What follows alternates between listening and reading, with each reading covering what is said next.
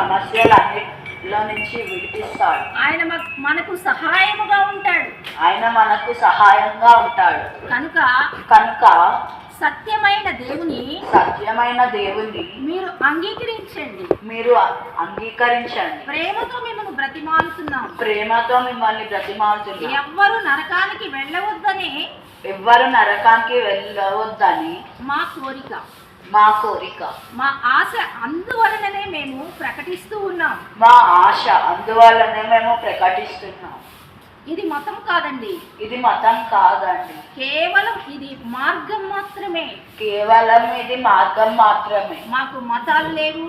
మాకు మతాలు లేవు, మాకు కులాలు లేవు. కేవలం సత్య దేవుని మాత్రమే మేము నమ్ముకుని ఉన్నాం.